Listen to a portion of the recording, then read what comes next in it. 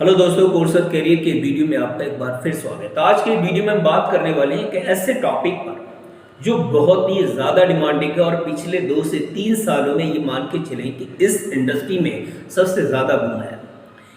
अगर हम बात करें इंडस्ट्री की, तो मेडिकल इंडस्ट्री में आपको पता है कि बहुत तेज़ी से लोग मूव कर रहे हैं, चाहे वो पैरामेडिकल कोर्सेज हो या मेन कोर्सेज हो या फिर आपके फार्मासिस्ट हो।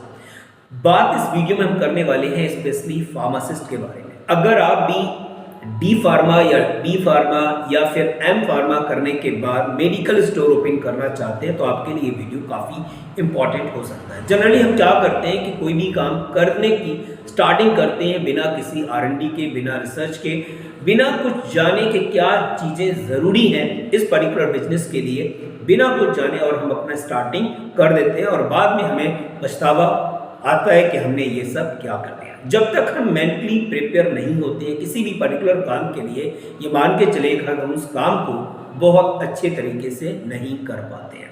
तो पहली चीज़ यहाँ पर आपको समझनी है कि जिस भी पर्टिकुलर बिजनेस को आप करने जा रहे हैं उसको करने से पहले आपको R&D करनी पड़ेगी, मार्केट रिसर्च करनी पड़ेगी और ये जानना पड़ेगा कि कौन कौन सी चीज़ें ज़रूरी हैं इस बिजनेस को स्टार्ट करने के लिए। कितना इन्वेस्टमेंट चाहिए होगा, क्या लोकेशन होंगी, इंफ्रास्ट्रक्चर कैसा होना चाहिए, क्या क्या डॉक्यूमेंट रिक्वायर होंगे, वो सारी चीज़ें आप इस वीडियो में समझेंगे। मेडिकल स्टोर ओपन करने से पहले आपको कौन कौन सी चीज़ें ध्यान में रखनी है। अगर आप इन चीज़ों पर ध्यान नहीं देते हैं तो बाद में आपको पछतावा आएगा और हो सकता है कि आप अपने बिजनेस में फ्लॉप भी हो जाए। तो बिजनेस में फ्लॉप होने से बचना है आपको, पहले आपको R&D करनी है, इतना स्मार्ट बनना है कि किसी भी तरीके का लॉस नहीं होना चाहिए आपके बिजनेस में।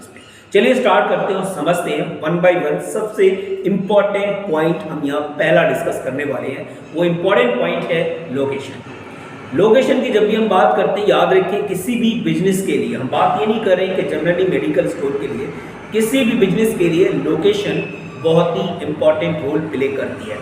लोकेशन ये मान के चले आप 99% रोल प्ले करती है लोकेशन। अगर आपने सही लोकेशन को चूज नहीं किया तो आप ये मान के चलें कि आपका बिजनेस फ्लॉप होने की कैटेगरी में आ जाता है।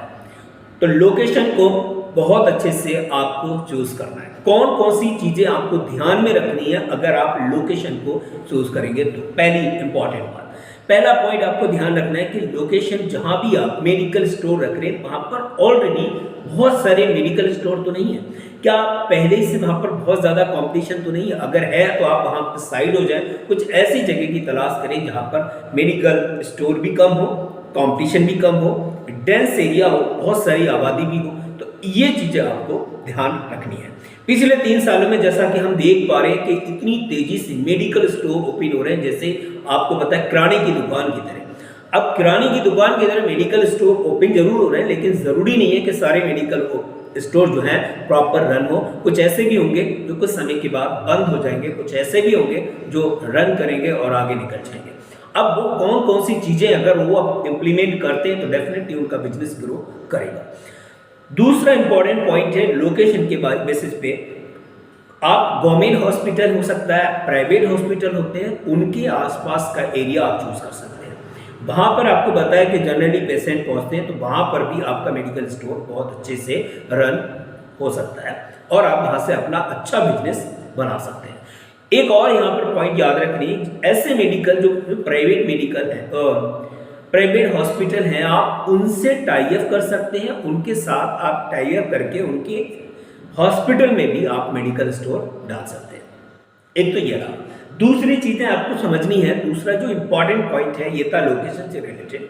दूसरा इंपॉर्टेंट पॉइंट है वो है इंफ्रास्ट्रक्चर। इंफ्रास्ट्रक्चर में हमें कौन कौन सी चीजें ध्यान रखनी है। लोकेशन याद रखेंगे, लोकेशन सबसे ज्यादा इंपॉर्टेंट है, उसके बाद आती है बाकी की चीजें। तो इंफ्रास्ट्रक्चर में अगर हम पहली पॉइंट बात करें वो है आपका स्पेस। आपको इतना स्पेस होना चाहिए कि आप आसानी से अपनी मेडिसिन को प्रॉपर रख पाए, एक अपना काउंटर हो, रेफ्रिजरेटर हो और सामने पार्किंग का स्पेस जरूर होना चाहिए। पार्किंग का अगर स्पेस नहीं होगा तो आप मान के चले कोई कार से, कोई बाइक से अगर आता है तो वो वहां रुकेगा नहीं, वो वहां पर बिना रुके और वहां से आगे बढ़ जाता है, आपसे दबा नहीं लेगा। पहली चीज तो पार्किंग का आप स्पेस जरूर देखें। उसके बाद आपको समझना है यहाँ पर प्रॉपर आपका जो फर्नीचर है वो प्रॉपर ऐसा होना चाहिए कि आप हर तरीके की मेडिसिन को अलग अलग सेगमेंट पे रख पाए, प्रॉपर वे में रख पाए। तो ये था थोड़ा सा इंफ्रास्ट्रक्चर से रिलेटेड। तीसरा जो इंपॉर्टेंट पॉइंट है वो है इन्वेस्टमेंट। इन्वेस्टमेंट की जब भी बात आती है तो इन्वेस्टमेंट की मिनिमम तो हम समझ सकते हैं, लेकिन मैक्सिमम की कोई लिमिट नहीं होती है। आपको 10 लाख 20 लाख 50 लाख कितना भी आप लगा सकते हो बिजनेस में।